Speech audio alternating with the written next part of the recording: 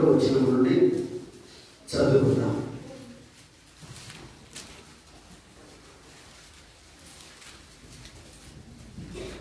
25వ అధ్యాయము 21వ వచనం నుండి 23 వరకు చదువుకుందాం. ఇస్సాకు భార్య గుర్రాలు గనుక అతడు ఆమె విషయమై యెహోవాను వేడుకొనెను.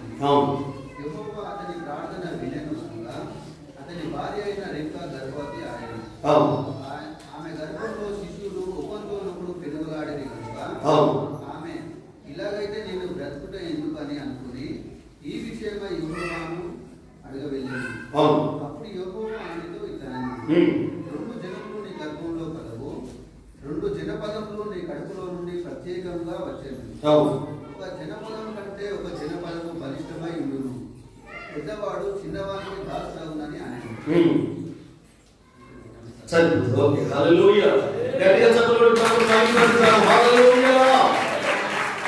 మన అంశభాగం ఏంటంటే 2 తలంపులు, 2 ఆలోచనలు, 2 అభిప్రాయాలు, 2 ఉద్దేశాలు, 2 తలంపులు.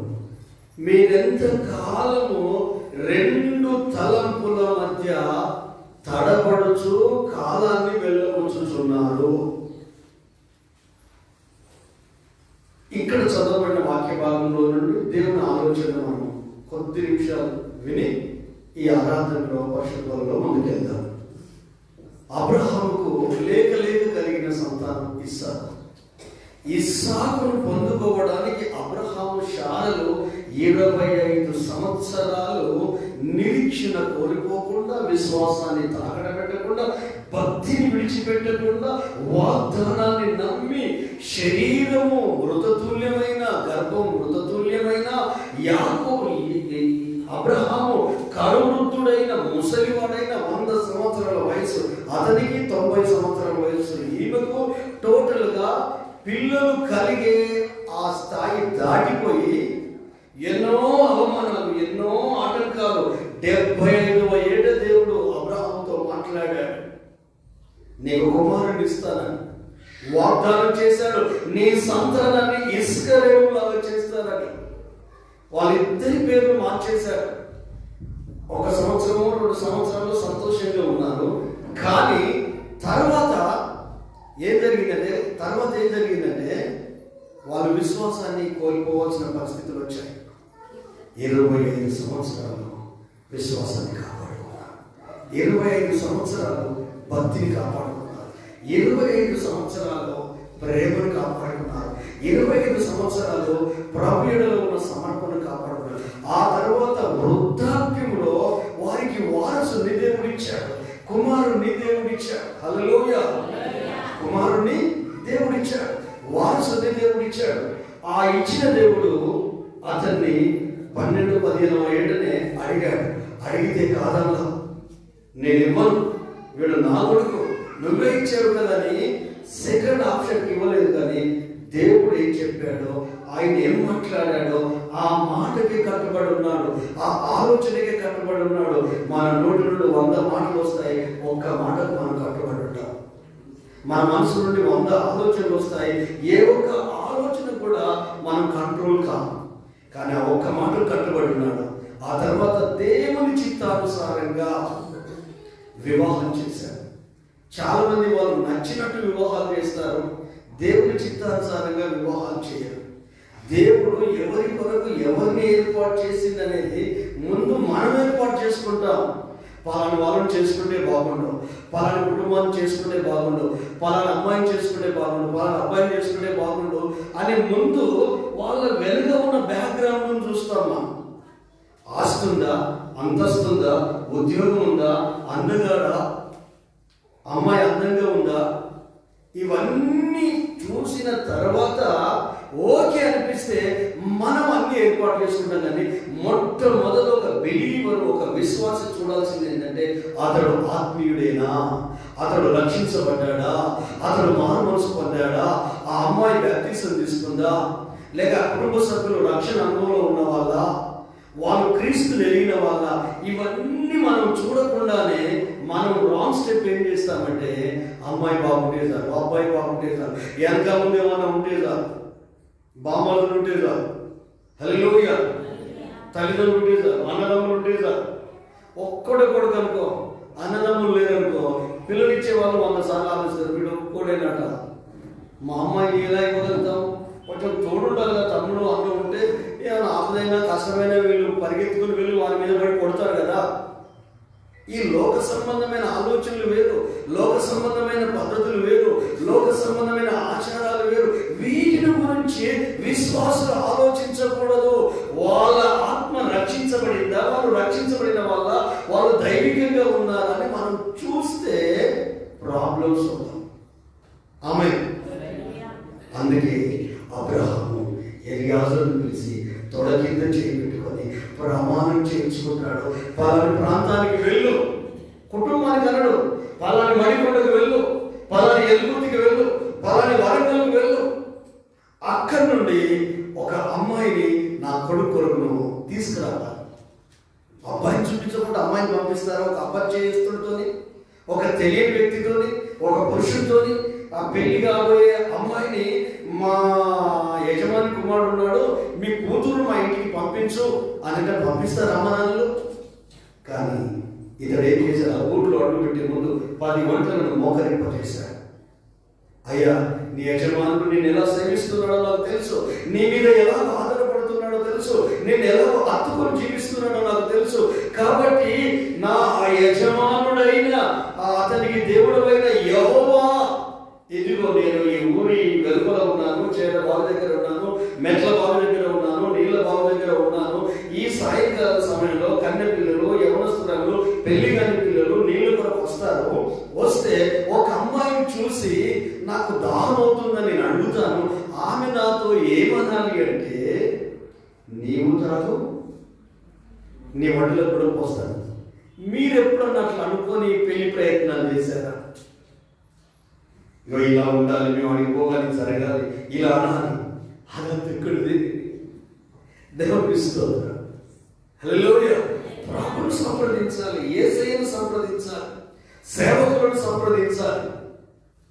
వాళ్ళు ప్రార్థన చేస్తారు, సంఘం ప్రార్థన చేస్తారు, కుటుంబాలు ప్రార్థన చేస్తారు.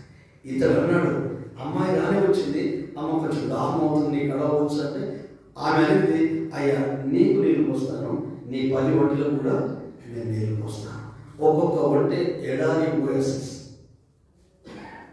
ఒంటె ఎడారి, ఓడ ఎడారి ఓయసిస్. ఎందుకంటే వాళ్ళు ప్రయాణం చేసినప్పుడు ఆ ఒంటెను చంపి నీళ్లు దొరికే కనుక ఆ డొక్కలో ఉన్న నీళ్లు 3 నెలలకు కావాల్సిన నీళ్లను కడుపులో స్టోర్ చేసుకుంటుంది ఒంటె. అది ఎన్ని నీళ్ళు తాగాలి? మెట్ల కింది దిగాలి, మెట్ల బావు. ఆ రోజులలో పాతకాలం కూడా మెట్ల బావు, చెక్క మెట్లు ఉండేది. దిగి మళ్ళీ పైకి ఎక్కాలి, దిగి మళ్ళీ పైకి ఎక్కాలి. మా ఊర్లో ఉండేది మెట్ల బావు, అందులోనే నేను ఈత నేర్చుకున్నాను. హల్లెలూయా. అలాగూ పైకి ఎక్కాలి, మళ్ళీ దిగాలి. 10 ఒంటెలు ఆ ఇంటికి వెళ్ళాడు. వాళ్ళతో మాట్లాడితే వాళ్ళు ఓకే అన్న, ఎవరి కుమారుడు, ఎవరు అబ్రహాము అంటే తీరా చూస్తే వాళ్ళు మేలు. హల్లెలూయా. బంధం తెలిసింది. అమ్మాయికి చెప్తే, నేను అబ్బాయి చూడు నేను చేసుకున్నాను అన్నట్లే. అమ్మ నాన్న ఏం చెప్పారు? మేము పంపిస్తామయ్యా, మరి ఆ పిల్లకు వెళ్ళాలందా లేదా? అమ్మనే అంటే నేను వెళ్తానండి. కానీ వాళ్ళ అన్నయ్య ఒక 10 దినాలు ఉన్నమాట, లేదు నేను వెళ్తాను. వెళ్ళిన తర్వాత ఈ అలాంటి ప్రయాణంలో ఈ ఎలియాజరును ఈమె అడుగుతుంది, ఏమని అడుగుతుంది? ఆయన ఎలా ఉంటాడు, ఆయన గుణం ఎలా ఉంటుంది, ఆయన స్వభావం ఎలా ఉంటుంది, ఆయన వ్యక్తిత్వం ఎలా ఉంటుంది, ఆయన కష్టపడే మనస్తత్వం. మీరు చూడండి, కొంతమందికి పొలము, ఇల్లు, స్థలము, వ్యవసాయం ఉంటే వాళ్ళు ఎంత పెద్ద ఉద్యోగస్తులైనా వాళ్ళకి ఎన్ని లక్షలు డబ్బున్నా కష్టపడతారు. ఒక కూలి వ్యక్తిలాగా ఆ పొలంలో కష్టపడతారు. అతనికి కష్టపడే మనస్తత్వం ఉంది. మనం ఏం చేసుకుంటాం? రాసి మీద కూర్చున్నది మొత్తం తింటాం, కానీ పని చేయం. నీళ్ళని పెట్టుకోరా పొలంగా పోము. కనీసం ఎట్లుందో బండి మీద పోయి చూసినప్పుడు నేను పోను, నువ్వు అద్దగంట తీసుకున్నావు, నువ్వే పోవాలి. అరే నా వయసు సహకరించట్లేదంటే వీడియో ఎవరు మరి తింటావు అని తీసుకొస్తే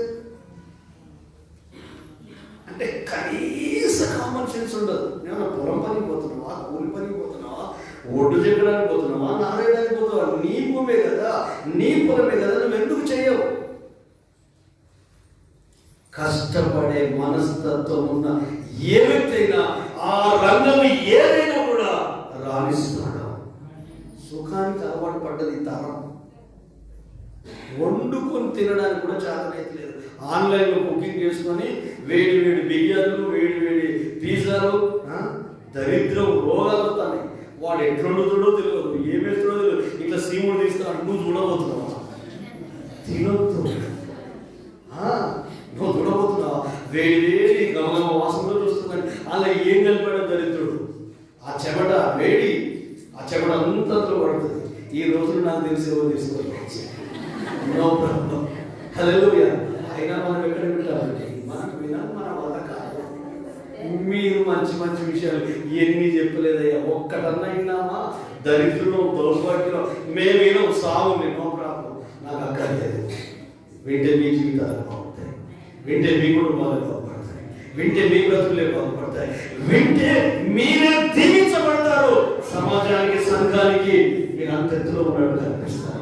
మీ గుణగణాల్లో, మీ వ్యక్తిత్వాల్లో, మీ విశ్వాసంలో, మీ భక్తిలో, మీ యథార్థతలో, మీ సమర్పణలో, మీ త్యాగంలో, దైవిక ప్రేమలో ఉన్నత శిఖరాలు అధిరోహిస్తారు.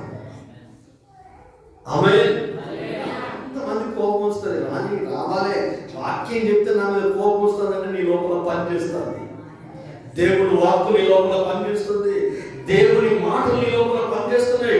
గుండెలో గుణబొమ్మగా దిగుతుందంటే నీవు మారాలా, మనసును మార్చుకోవాలా. అయ్యా మమ్మల్ని ఏమంటావు?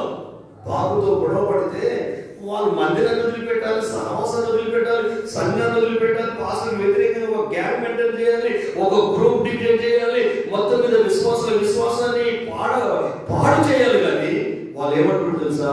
వాక్యంతో గొడవపడినప్పుడు అయ్యా మాకు రక్షణ కావాలి, మాకేసే కావాలి, ఆయనలో మేము ఎదగాలి, ఆయన కొరకు మేము జీవించాలి, మమ్మల్ని ఏం చేయమంటావు? ఇది పరిశుద్ధాత్మ దేవుని అప్రోచ్, ఇది పరిశుద్ధాత్మ దేవుని పని, దైవికమైన పని. వాని ఒడ్డురబ్బరు నేను తాగిస్తానంటే వాడు ఓటు వస్తాడు. నువ్వు బాగుపడడం అని చెప్తే నీకు కోపం వస్తుంది. జీవితాలు సరే ఆ పక్కింట్లో నువ్వు రెండు వేసినప్పుడు నీకు బిర్యానీ మంది ఇచ్చేస్తే పోయి వాళ్ళు దాన్ని చూస్తాను. నీ బతుకులు మార్చుకోవాలంటే నా మీద నీకు కోపం వస్తుంది. హల్లెలూయా. అందుకే వాక్యానుసారంగా, లేఖనానుసారంగా దేవుడు తీసుకుంటే ఉంది. కనీసం ఆ శిలువ మీద దొంగలాగా లాస్ట్ టైంలోనైనా నువ్వు పశ్చాత్తాపడి ఆయన కొరకు సిద్ధపడాలి. గట్టిగా చెప్పబడి గమనించండి దేవుడు బిడ్డలారా. ఆమె ఆ పొలంలోకి వచ్చింది. పొలంలో ఇసాకు ఉన్నాడు. పొలంలో ఇసాకు ఇంట్లో లేడు. గుర్రు కొట్టి దుప్పటి తన్ని ముసుగు పెట్టి పడుకోలేదు. ఈరోజు మీరు ఎంతమంది ఎన్ని గంటలకు లేచారు? బల్లారాధన ఆయన మనకి పట్టి బల్లారాధన అయింది, ఏ ఆరాధన అయింది. మనం ఎప్పుడు పోయే టైంకి వెళ్తాం. మనల్ని కొట్టిటోడు కూడా తిట్టిటోడు. మనల్ని ఏమన్నా ఉన్నాడనుకో, పాస్టర్ ఉంటాడా? వదిలేదే లేదు. అవకాశం వచ్చినప్పుడు తిడిచిపెడదాం. ఇచ్చిపెట్టు. దేవుడి సన్నిధిని ఆటలాడుకుంటున్నా నీకు నచ్చినట్టు బ్రతకడానికి, ఇష్టం వచ్చి జీవించడానికి. పొలంలో ధ్యానిస్తున్నాడు, పొలంలో ఉన్నాడు, పనిలో ఉన్నాడు, వర్క్ చేస్తున్నాడు. ఆయనకి ఏం తక్కువండి? దాసులు చాలా మంది పని మనుషులున్నారు. వాళ్ళ పుట్టిన పిల్లలే 318 మంది ఉన్నారు. ఏం తక్కువ అబ్రహాముకు? కోటీశ్వరుడు, ఆస్తిపరుడు, వ్యవసాయదారుడు, రాజు రాకపోయిన ఒక సైన్యం అబ్రహాముకు ఉంది. ఏమి ఉండే దేవుని అనుకుంటున్నాడు? తప్పు ముచ్చటది. అన్నీ ఉండి ఆత్మకు రక్షణ లేకపోతే ప్రాబ్లం. ఆ రక్షణ కొరకు అబ్రహాము కోటీశ్వరుడైనా, ధనవంతుడైనా, పిల్లలు లేకపోయినా 25 సంవత్సరాల ఓపికతో ముందుకు వెళ్ళి ఒకే ఒక ఆలోచన, ఆయన మాటను నమ్మి తన జీవితంలో ముందు కొనసాగాడు. తన కడుపున పుట్టిన కొడుకు తండ్రి విశ్వాసాన్ని పునికి పుచ్చుకో. తండ్రి విశ్వాసాన్ని పునికి పుచ్చుకొని తండ్రికి ఏ విశ్వాసం ఉందో కుమారునికి అదే ఉంది. తండ్రికి ఏ భక్తి ఉందో కుమారునికి అదే ఉంది. తండ్రికి ఏ సమర్పణ ఉందో కుమారునికి అదే సమర్పణ ఉంది. పనిలో ఉన్నాడండి. మట్టికైనా ఇంటిోడే పోవాలటండి. తీసుకొచ్చేది మట్టి అయినా కూడా ఇంటిోడే కావాలట.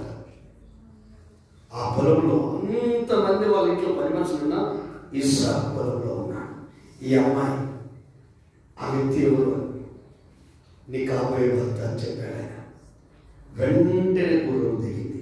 ఆమెకి ఎవరైనా చెప్పాలండి, మూసివేసుకుంది. హల్లెలూయా. ఆ తర్వాత భార్య భర్తలు అయిపోయారు. పిల్లలు కలగలేదు. ఇప్పుడు పిల్లలు కలగకపోతే ఆడవాళ్ళని ఎంత తప్పు? ఈ పురుషులు ఏమంటారు, నీకు పిల్లలు అవ్వట్లేదే, నేను ఇంకో పెళ్లి చేసుకుంటాను. సరే మంచిది, మరి అదే మాట నిన్ను అన్నది అనుకో, నన్ను తప్పట్టు సుమా. ఇప్పుడు ఆమె ఏమంటే నీకు పిల్లలు అవ్వట్లేదు, నేను ఇంకో వాళ్ళు చేసుకుంటాను, సమాజం ఒప్పుకుంటుందా?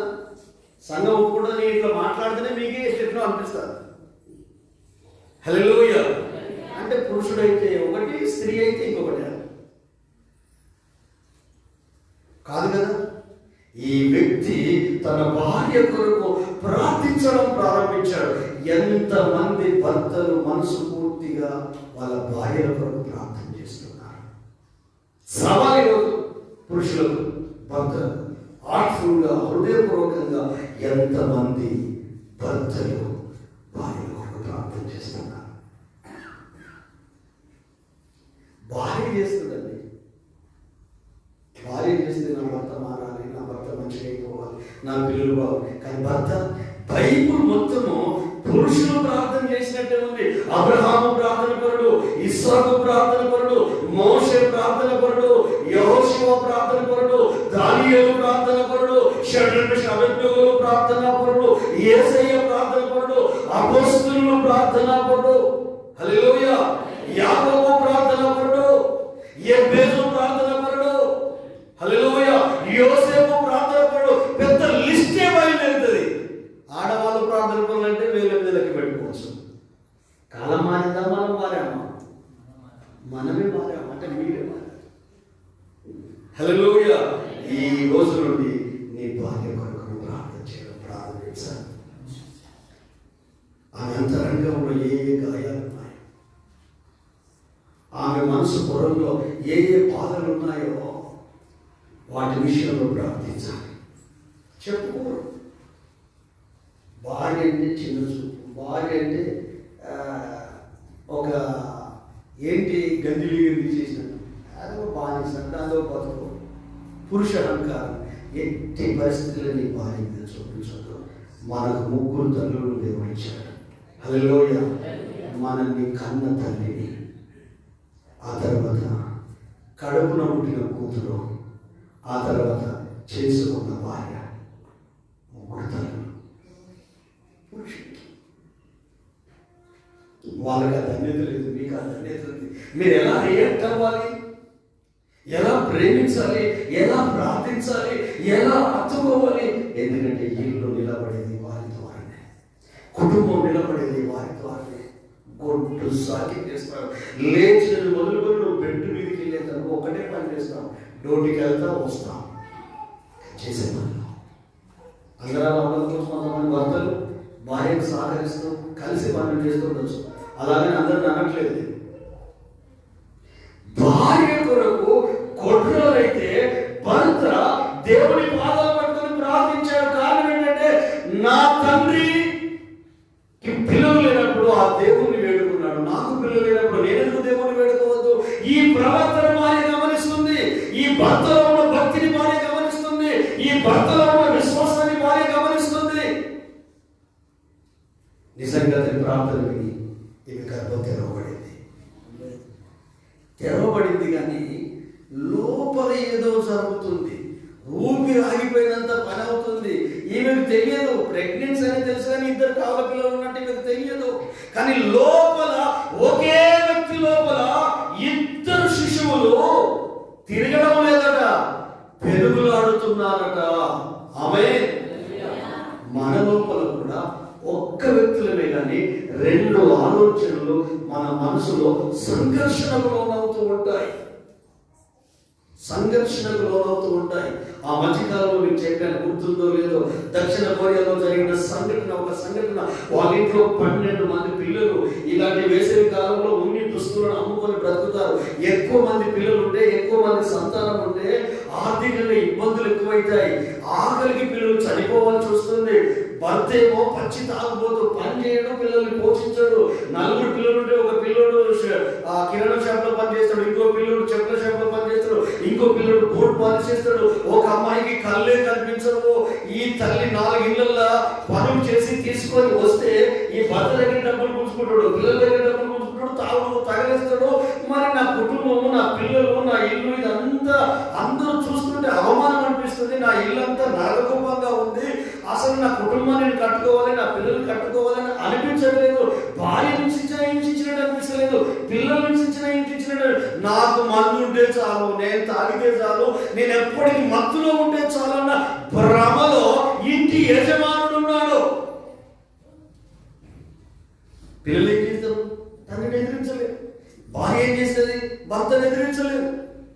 ఒకరోజు నీలాంటి వాళ్ళు వెళ్ళి గృహాలు దర్శిస్తూ కరపత్రం ఇచ్చి, యేసు ప్రభువుని నమ్ముకోండి, మీకు యేసయ్య సంతోషాన్ని, సమాధానాన్ని ఇస్తాడు, నరకాన్ని తప్పించి పరలోకాన్ని ఇస్తాడంటే ఆమె అనిందట, నరకం అంటే నాకేం భయం లేదు కదా.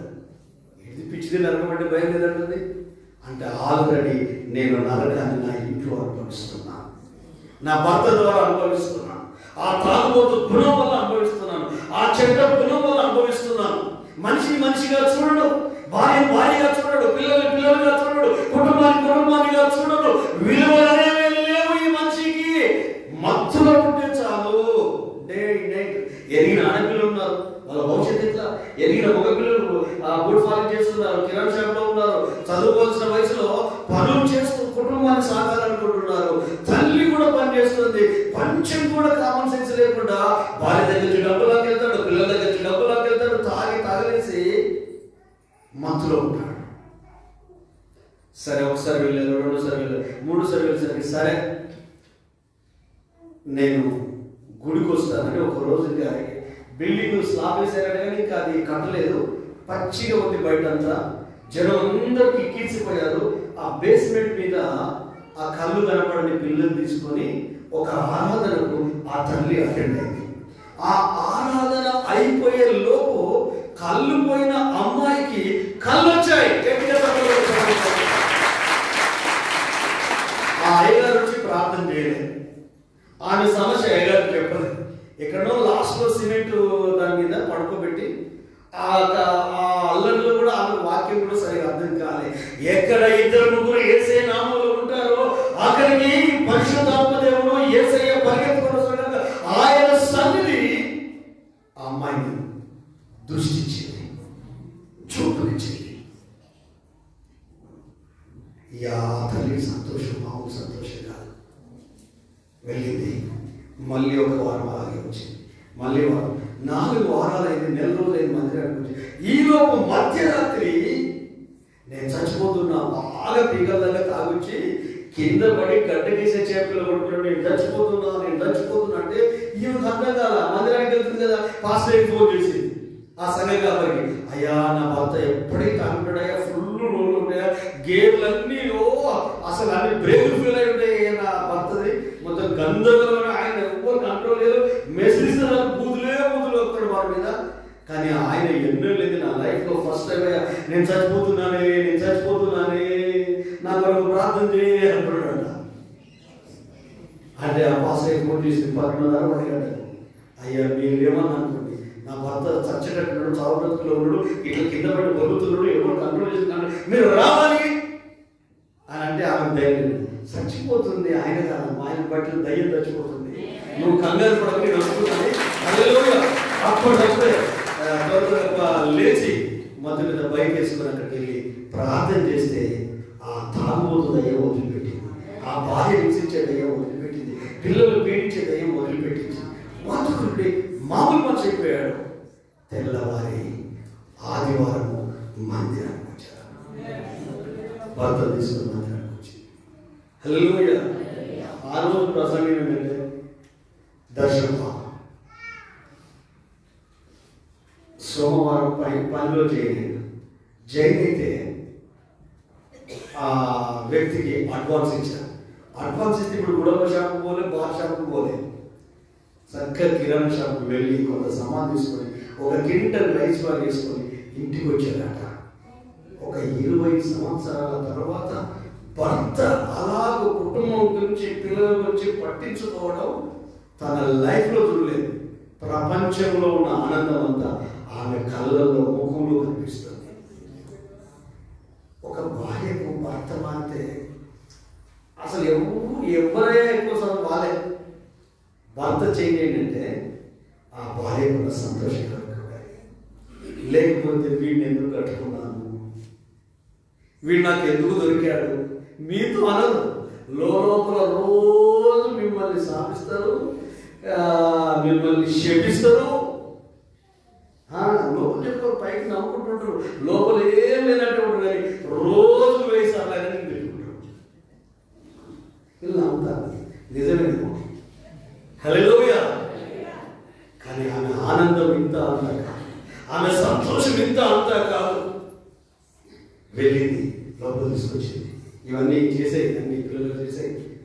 పనికి పెట్టి వాడిని స్కూల్లో చేయడం, ఈ ఫుడ్ పాలసీ బంద్ చేయగా అని నేను చూసుకున్నాను చెప్తే ఆ పిల్లలకి ఎంతో సంతోషమైందో.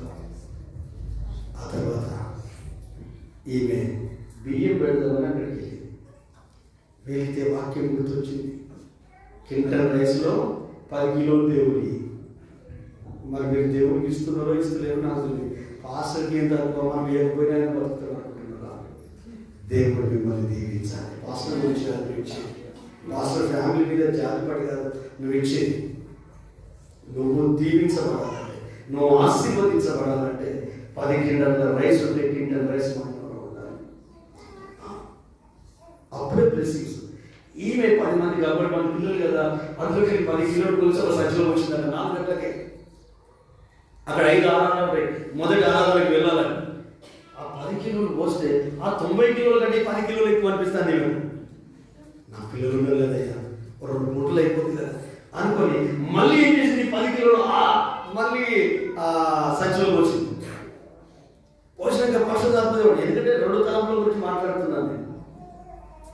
ఒక తలంపు ఏమో పంపించినాను, అసలు ఆయన తీసుకొచ్చాడు, ఆయన ఏమైనా తీసుకొచ్చాడైనా, పనికి పోతున్నాడు. ఈ ఉండి నీ పిల్లలు 2 పూటలు మంచి ఫుడ్ అయితే ఎంత దరిద్రం తిన్నా, 1 పూట తిన్నారు, నీళ్లు తాగి బ్రతికారు. ఇప్పుడు ఇచ్చాడు దేవుడు, ఇస్తే మళ్ళీ వాళ్ళకి 10 కిలోలు ఇస్తే ఒక 4 పూటలు వెళ్తే కదా నీకు అని ఇంకొక ఆలోచన ఏమో దేవుడి బాధ. ఆ తింటే నీకు రోగాలు, జబ్బులు ఎందుకు వస్తాయి అనుకుంటున్నారు మీకు తెలుసా? దేవుని ఫుడ్ మీరు తింటే 1000 రూపాయలు డాక్టర్లకు వెళ్తాయి, కొత్త రోగాలు వస్తాయి. 28వ అధ్యాయము నిత్యోపదేశ కాండం మొత్తం ఇంటికిపోయినాయి కదా, చదవండి. మీరు భయపడకపోతున్నాడు. ఎలాంటి రోగాలు, ఎలాంటి జబ్బులు, ఎలాంటి వ్యాధులు, ప్రభు డబ్బులు తిన్నా, ప్రభు ఫుడ్ తిన్నా, దేవుణ్ణి మనం ఖర్చు పెట్టుకున్నా, దేవుణ్ణి మనం తిన్నా, ఎప్పుడైనా దేవుని మందిరం గురించి ఆలోచించి దేవుని మందిరానికి వెళ్ళలేదు. కానీ మందిరంలో కూడా ఇంట్లో తీసుకోపోవడానికి ప్లాన్ చేయొద్దు. నేనేం చేయాలి మందిరానికి అనుకోవాలి, నేను ఏం తీసుకోపోవాలి ఈ మందిరం నుండి అనుకోవద్దు. అర్థమవుతుందా? 10 కిలోల కోసం మళ్ళీ ఇందులో కోసం మళ్ళీ అందులో కోసం యాస్ట్ వచ్చిందని ఏం లేదని నేను తీసుకోలేకపోతున్నాడు. బయలుదేరి ఉదయకాలమే డోర్ కొట్టింది పాస్టర్. చూస్తే 10 కిలోల బ్యాగ్ తెలియదండి. అయ్యా ఇవి దేవుని భాగం అయ్యా. ఈ పాస్టర్ కనిపించింది.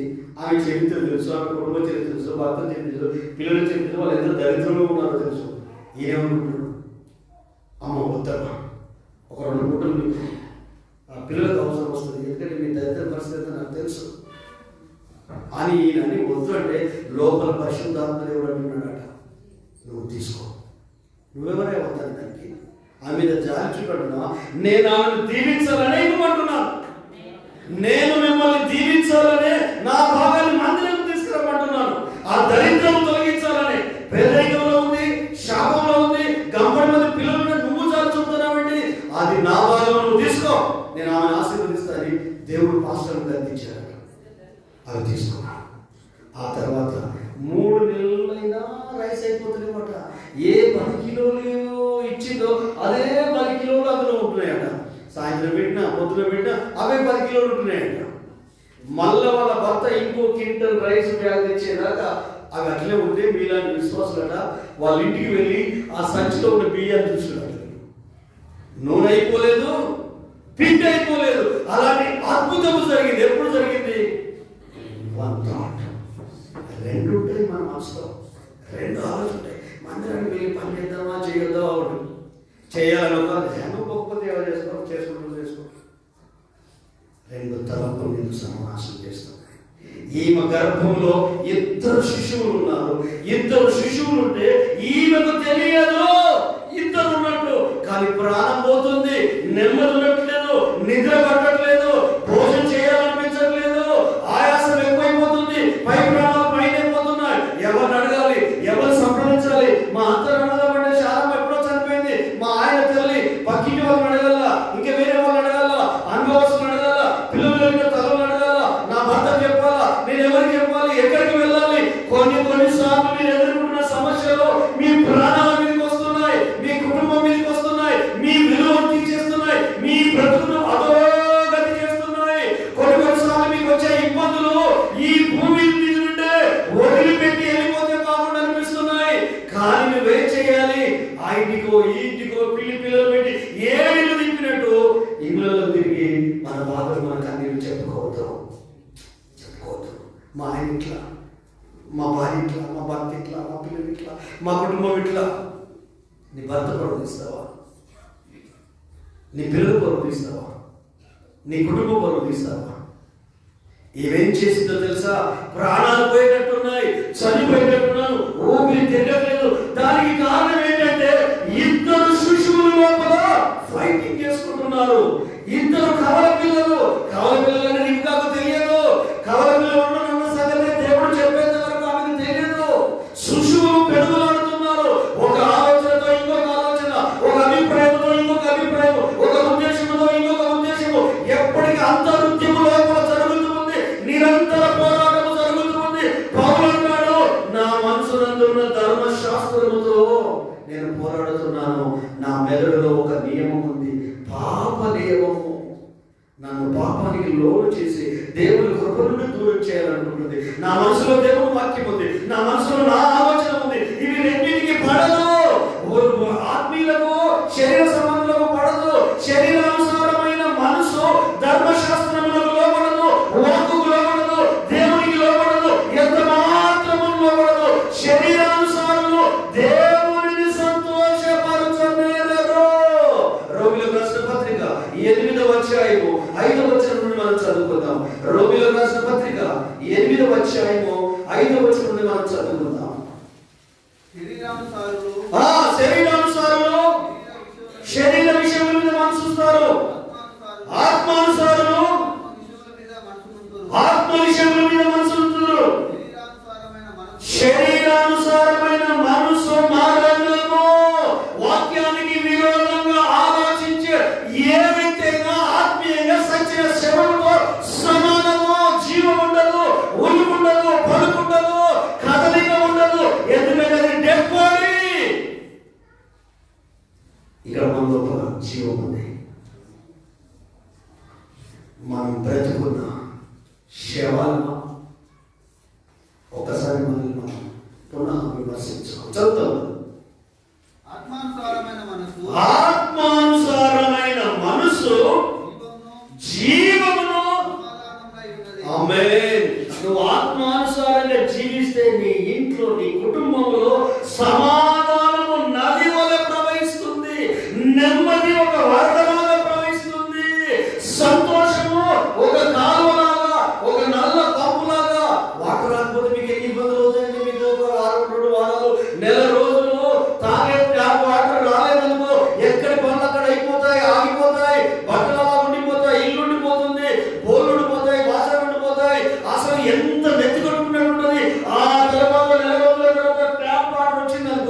ఊపిరి పీల్చుకుంటారే అలాగ నెమ్మదిని నేను ఇస్తాను అంటున్నాడు.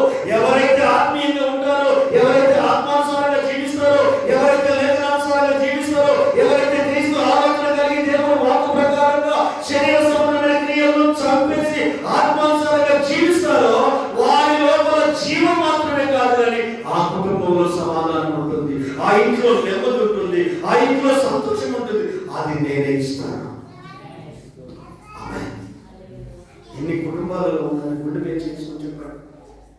లేదంటే మీరు శరీరానుసారులు, లేదంటే వాక్యం మీ జీవితంలో పనిచేయడానికి మీరు అవకాశం ఇవ్వట్లేదు, లేదంటే యేసయ్య పక్కకు వెళ్ళి సొంత నిర్ణయాలు తీసుకుంటూ ముందుకెళ్తున్నారు. దేవుడిచ్చే సమాధానం మన ఇంట్లో లేదంటే ఆత్మానుసారంగా మన జీవితాన్ని ముందుకు కొనసాగించట్లేదు. గలతీ సంఘానికి ఒక మాట చెప్తాడు. గలతీ 3:1 చదువుతాం. గలతీ 3:1 చదువుతాం. ఇది ఇక్కడ 50 తర్వాత మళ్ళీ చదవాల్సి ఉంటుంది. చదవండి. ఓ తెలివి తక్కువ గలతీ సంఘ బిడ్డలారా, చదవండి.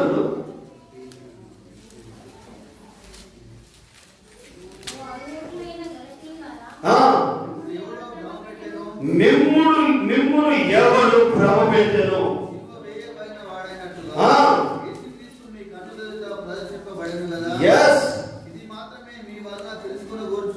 అవును.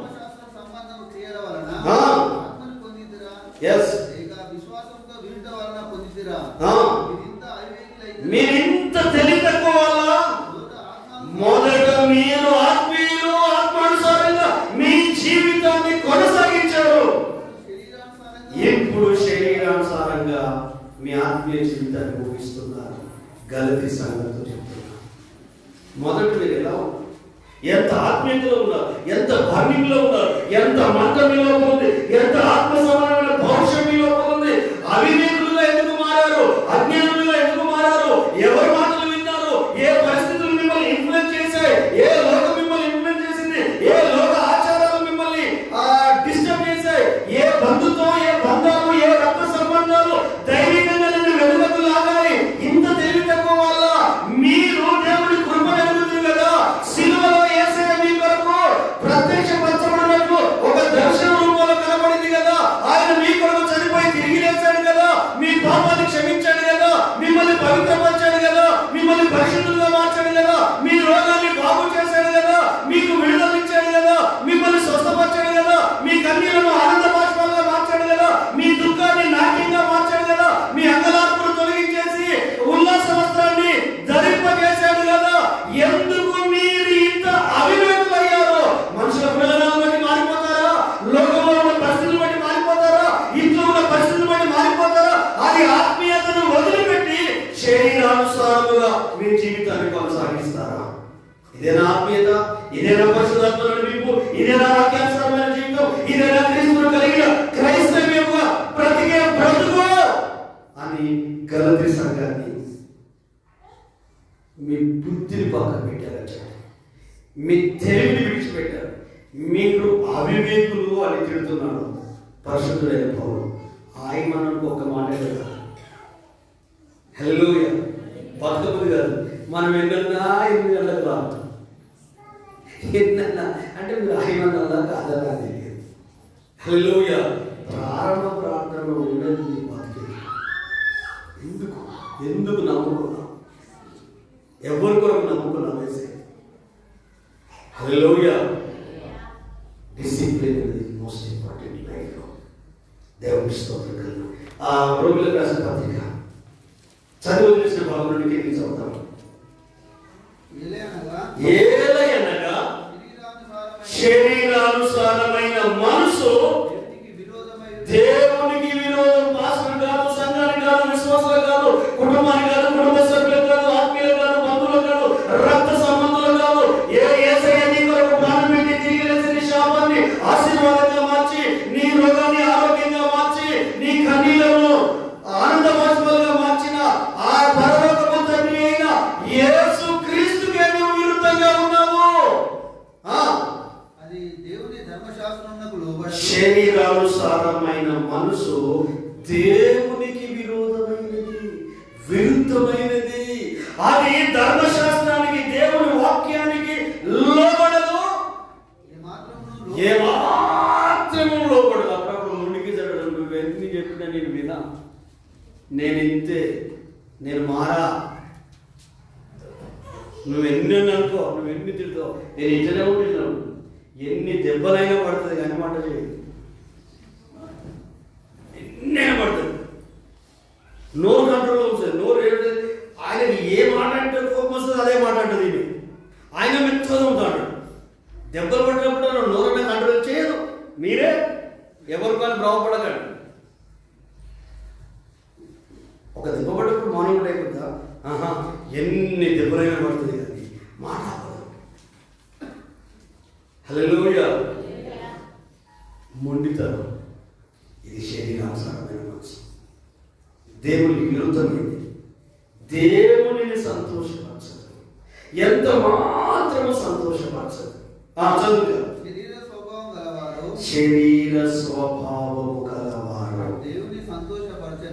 దేవునిని సంతోషపరచనేరరు. దేవుని ఆత్మ మీలో నివసించి ఉన్నాడు కదా. దేవుని ఆత్మ ఖచ్చితంగా మీలో నివసిస్తే మీరు ఆత్మ స్వభావం గలవారే కానీ శరీర స్వభావం గలవారు కాదు. ఆమేన్. హల్లెలూయా. గట్టిగా చప్పట్లు కొట్టి దేవుని నామాన్ని మహిమపరుద్దాం. హల్లెలూయా. శరీర స్వభావము గలవారు దేవునిని,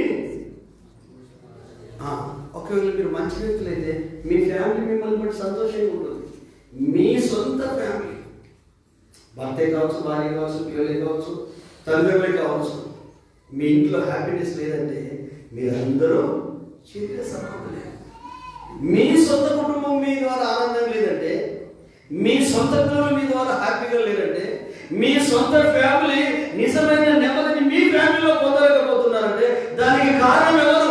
పిల్లలు కావచ్చు, భార్య కావచ్చు, భర్త కావచ్చు, తల్లిదండ్రులు కావచ్చు, కుటుంబ సభ్యులు కావచ్చు. అందుకే మీరు ఆత్మ స్వభావంగా మారండి అని వాక్యం చెప్తుంది.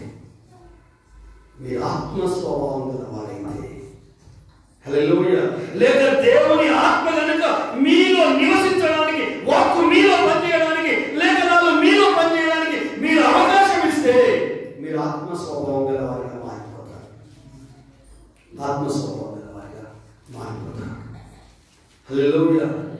నీ వల్ల సంఘానికి సంతోషం ఉండదు, సంఘ కాపరికి సంతోషం ఉండదు, నా ఇంటికి సంతోషం ఉండదు, నా బంధువులకు సంతోషం ఉండదు. అంటే ఎంత చీదడిపోయింది ఫ్యామిలీ. హల్లెలూయా. హార్ట్ఫుల్గా చెప్తున్నా, యథార్థమైన పరిచయం చేస్తున్నా. మీ వల్ల నాకు సంతోషం లేదు అంటే కానుకలు ఇస్తున్నాం, డబ్బులు ఇస్తున్నాం, బట్టలు తీసుకుంటున్నాం, లేకపోతే నా కానుక ఎక్కువ పెడతాను, వీటికి కాదు. వాక్యానుసారంగా జీవించే వాళ్ళు నిజమైన సేవకులను సంతోషపెడతారు. ఎవరి లోపల పరిశుద్ధాత్మ ఉంటుందో, ఆత్మ ఒకటి కనుక దైవజనులకు వారిని వారి కుటుంబాన్ని బట్టి హ్యాపీనెస్ అనిపిస్తుంది. పడుకునే ముందు ఆ కుటుంబాలు గుర్తొస్తే సంతోషంగా వాళ్ళు ఇందులోకి వెళ్ళిపోతారు. లేకపోతే వెళ్ళిపోరు. ఎందుకు వెళ్ళిపోరు? గుడికి వచ్చినోళ్ళే తాగుతున్నారు అనుకో, బాప్తిసం తీసుకున్నోళ్ళే తాగుతున్నారు అనుకో, మందిరానికి వచ్చిన భార్య భర్తలు కొట్లాడుకుంటున్నారు అనుకో, పిల్లలు కొట్లాడుకుంటున్నారు అనుకో, ఇంట్లో నెమ్మది.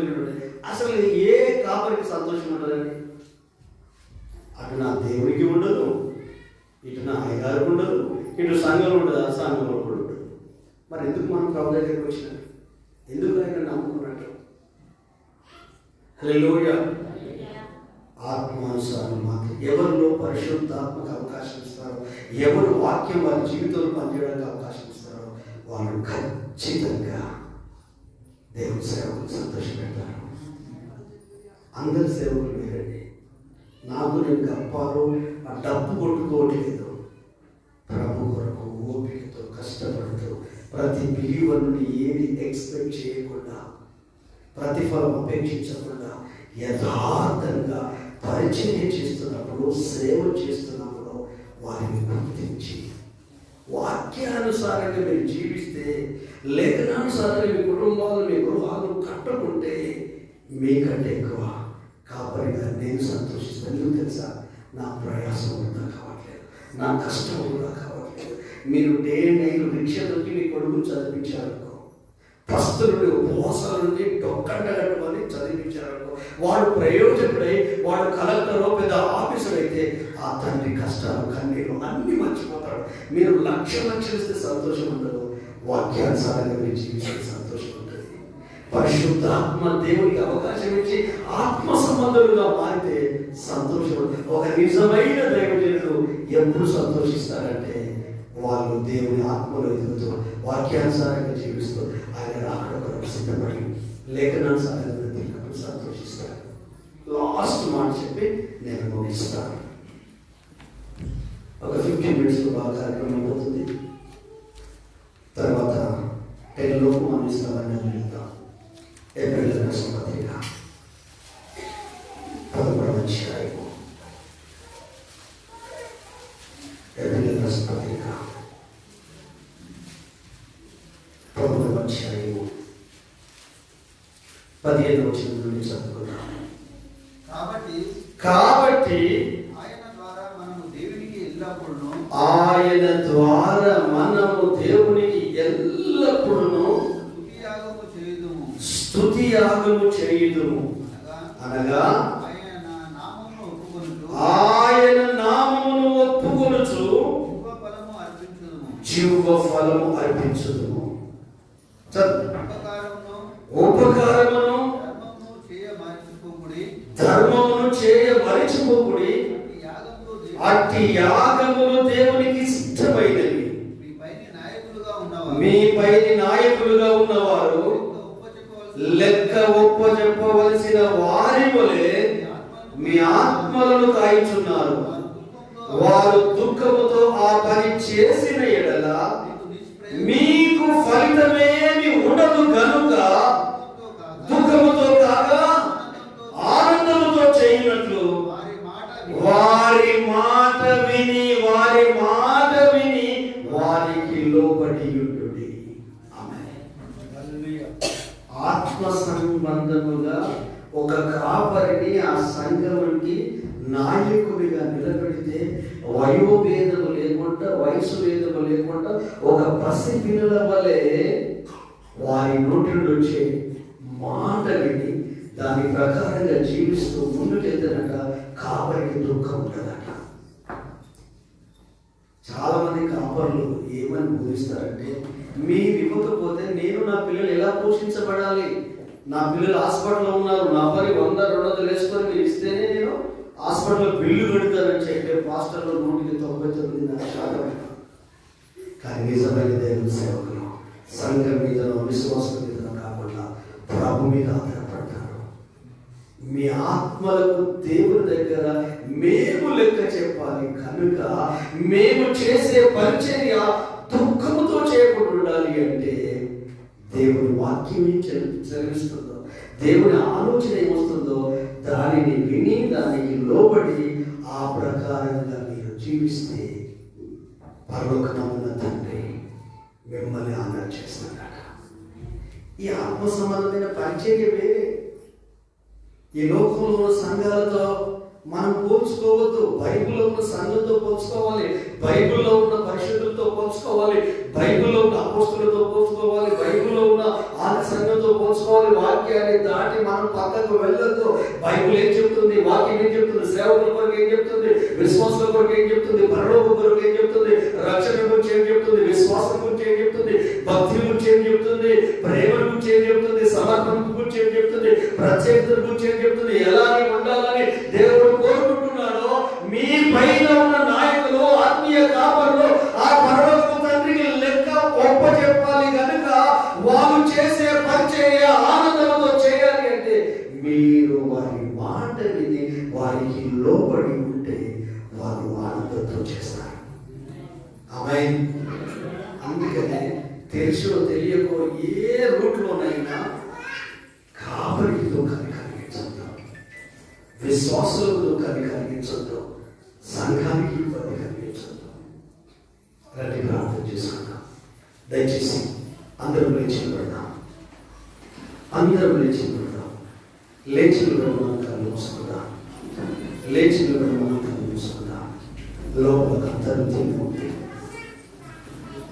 వెలుపల పోరాటంలో లోపల నాట్యంలో చిత్తం ఉంది. ఈరోజు నా ప్రభు నీతో మాట్లాడుతున్నాడు, నీ ఫ్యామిలీతోనే మాట్లాడుతున్నాడు, నీ కుటుంబంతోనే మాట్లాడుతున్నాడు, నీతోనే మాట్లాడుతున్నాడు. దేవుని ఆత్మ నీలో ఉంది కనుక నువ్వు ఆత్మ స్వభావం కలిగిన వ్యక్తిని కానీ శరీర స్వభావం కలిగిన వ్యక్తిని కాదు. ఆత్మానుసారమైన మనసు జీవము. జీవము జీవం అంటే ప్రాణంతో ఉన్నది. ప్రాణంతో ఉన్నది అంటే ప్రాణంతో ఉన్న ప్రతిదీ కదులుతుంది, ప్రాణంతో ఉన్న ప్రతిదీ ఎదుగుతుంది, ప్రాణంతో ఉన్న ప్రతిదీ అభివృద్ధి చెందుతుంది, ప్రాణంతో ఉన్న ప్రతిదీ విస్తరిస్తుంది.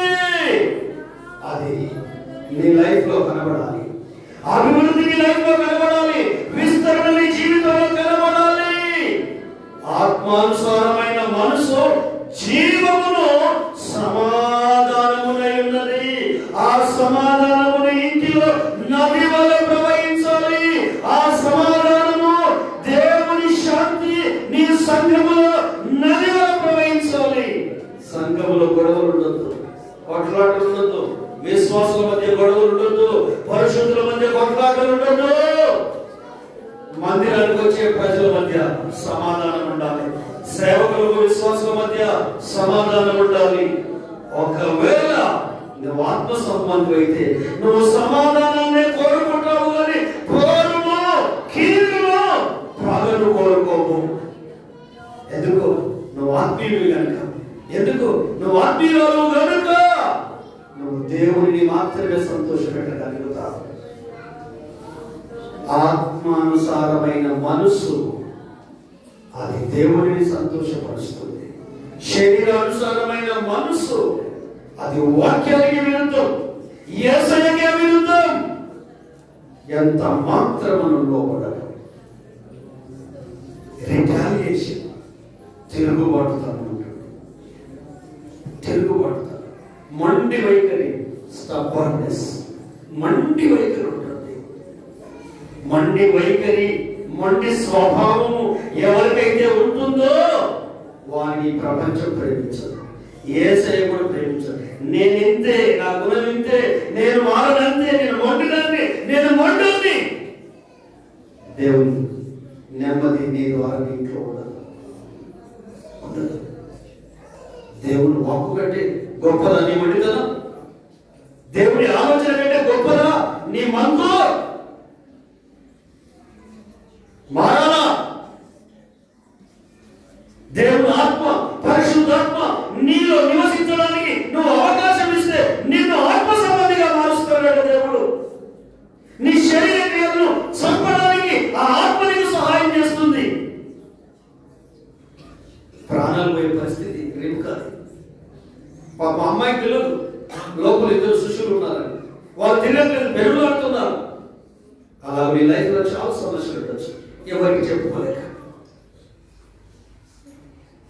ప్రాణమైన పరిస్థితులు ఉండొచ్చు, అర్థం కాని పరిస్థితులు ఉండొచ్చు, ఊపిసలమైన పరిస్థితులు ఉండొచ్చు. కానీ నువ్వేం చేయాలి?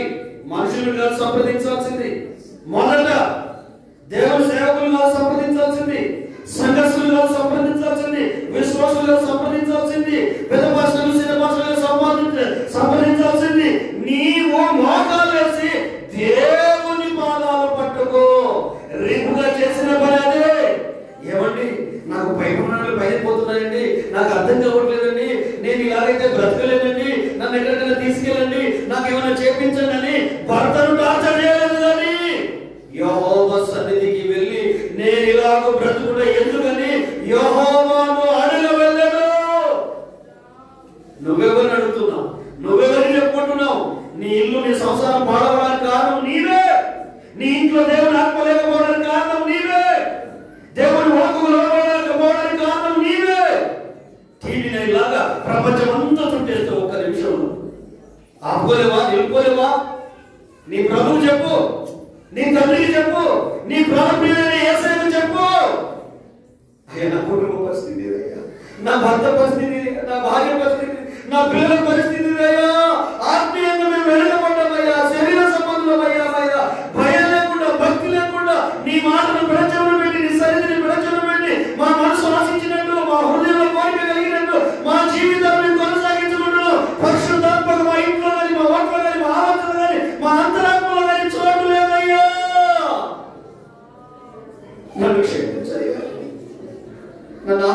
పౌరునిగా మార్చు, నీ ఆత్మ నాకు ఇవ్వు అని ఎందుకు అడగకూడదు? మొదట మీరు ఆత్మానుసారంగా ఆరంభించారు, శరీరానుసారంగా పూర్ణ అవుతారా? మీరు ఇంత అవివేకులా గలతి సంఘస్థులారా, ఇంత జ్ఞానం లేకుండా బ్రతుకుతున్నారా? దైవిక జ్ఞానం ఏమైపోయింది? దైవభీతి ఏమైపోయింది? సమర్పణ ఏమైపోయింది? ప్రత్యేకత ఏమైపోయింది? పవిత్రత ఏమైపోయింది? పరిశుద్ధత ఏమైపోయింది? విశ్వాసం ఎక్కడా? క్వశ్చన్ చేస్తున్నాడు నా ప్రభుని క్వశ్చన్ చేస్తున్నాడు. ఎలా ఉన్నావు? ఎలా మారిపోయావు? నీ ఫ్యామిలీ ఎలా ఉంది? నీ పిల్లలు ఎలా ఉన్నాయి? నీ కుటుంబం ఎలా ఉంది? నీ ఇల్లు ఎలా ఉండే? నీ ఆత్మీయ జీవితం ఎలా ఉండే? శరీరానుసారంగా ముగిస్తావా? బ్యాక్ అయిపోతావా? దేవుని సన్నిధికి దూరం అయిపోతావా? ప్రభువు సంతోషంగా ఆత్మానుసారంగా మనం జీవిస్తే మొట్టమొదలు నీ సంఘ కాబట్టి నీవన్నా నీ ఫ్యామిలీ ఆనందం అనిపిస్తుంది, సంతోషం. డబ్బులు ఇచ్చినామని కాదు, దశభాగం ఇచ్చినామని కాదు, మందిరానికి సాగించినామని కాదు, కానీ యేసయ్య పోలిక నీలో వస్తుంది, యేసయ్య గుణగణాలు నీలో వస్తుంది, యేసయ్య స్వభావం నీలో వస్తుంది, యేసయ్యలో పడతా. దేవుని సేవకులు దుఃఖపడుతున్నారనే కాదు, నువ్వు సరిగా లేకపోవడం వల్ల, ఆత్మీయంగా లేకపోవడం వల్ల, ఆత్మకు అవకాశం ఇవ్వకపోవడం వల్ల. అందుకే మీ పైన ఉన్న నాయకులు ఏం చెప్తారో అది విని లోబడి వాళ్ళను ఆనందంతో దేవుని సేవ చేయగలిగినట్లు, పరిచయం చేయగలిగినట్లు, ఒక కుమారుడిగా కుమార్తెగా, ఒక విశ్వాసిగా విశ్వాసాలుగా, ఒక ఆత్మీయుడుగా ఆత్మీయురాలుగా, ఒక యేసయ్య బిడ్డగా, ఒక యేసయ్య వారసుడిగా వారసురాలుగా నువ్వు చేయాల్సినవి, నీ జీవితంలో తీసుకోవాల్సిన తీర్మానాలు, నీ కుటుంబంలో జరగాల్సిన ఆత్మ సంబంధమైన కార్యాలకు నీవు అవకాశం ఇవ్వాలి. పరిశుద్ధాత్మకు నీ లైఫ్ మార్చుకోవాలి, నీ ఆలోచన మార్చుకోవాలి. చెప్తే చేయడం కాదు, చెప్తేనే ఉద్యోగానికి వెళ్తున్నావా? చెప్తేనే స్నానం చేస్తున్నావా? చెప్తేనే ఇల్లు చక్కబెట్టుకుంటున్నావా? చెప్తేనే నీ పిల్లల్ని నీ కుటుంబాన్ని తయారు చేసి స్కూల్కి పంపిస్తున్నావా? చెప్తేనే అది నీ డ్యూటీ, అది నీ విద్యుత్ ధర్మం. అలాగే ఆత్మీయంగా కూడా నీకుంది విద్యుత్ ధర్మం. ఆ చిన్న చిన్నవి పాటించకపోతే ఈరోజు నా ప్రభు నీతో మాట్లాడుతున్నాడు. ప్రభు పాదాలు పట్టుకో, అయ్యా నా ఇల్లు ఎందుకు ఇట్లా తయారైంది, నా కుటుంబం ఎందుకు ఇట్లా తయారైంది, నా ఫ్యామిలీ ఎందుకు ఇట్లా తయారైంది అని యేసయ్యను అడుగు. రేపుగా అడిగితే చెప్పాడు, పిచ్చిదానా, ప్రాణం తీయడానిక నిన్ను రక్షించింది, నిన్ను ఇబ్బంది పెట్టడానిక నిన్ను రక్షించింది, గర్భాన్నిచ్చింది. 2 మగ పిల్లలు ఉన్నారు, కవల పిల్లలు ఉన్నారు, వాళ్ళు మగ పిల్లలు అని చెప్పగానే ఆమె ప్రశాంతత వచ్చేసింది. ఈరోజు నా ప్రభావం నీకు విడుదల ఉంది, శరీర సంబంధమైన జీవితంలో నీకు విడుదల ఉంది, పాపం నుండి నీకు విడుదల ఉంది, శాపం నుండి నీకు విడుదల ఉంది, రోగం నుండి నీకు విడుదల ఉంది, ఆత్మల నుండి నీకు విడుదల ఉంది. ఏవైతే నీ ప్రాణాలు తీసేసినప్పుడు సమస్యలు నిన్ను వేధిస్తున్నాయో ఆ సమస్యల నుండి నీకు విడుదల ఉంది. నీ భార్య మారిపోతుంది, నీ భర్త మారుతాడు, నీ పిల్లలు మారుతాడు, నీ కుటుంబం మారుతుంది, నీ ఇంట్లో దేవుని సమాధానం కలుగుతుంది, దేవుని శాంతి కలుగుతుంది. ప్రభు నీతో ఉండి పరిశుద్ధాత్మ దేవుడు ఆయన కొరకు మిమ్మల్ని సిద్ధం చేస్తాడు, నీ ఇంటిని సిద్ధం చేస్తాడు, నీ కుటుంబాన్ని సిద్ధం చేస్తాడు, సంఘాన్ని ఆయన సిద్ధం చేస్తాడు. మీరు చేయాల్సింది ఒకటే, వాక్యానుసారంగా ఆరామరికలు లేకుండా, సెకండ్ థాట్ లేకుండా దేవుని తరువాత ఆత్మీయ తండ్రిని మీద పట్టుకోండి. లేఖనానుసారంగా వారి నోటి వచ్చే మాటని లోబడి ఆనందంగా మీ ఆత్మలు కాయడానికి, మీ కొరకు పరిచయం చేయడానికి చేయగలిగేవన్నీ చేస్తూ ముందుకెళ్ళండి. సిస్టర్స్లోకి వచ్చిన ప్రార్థన చేయండి.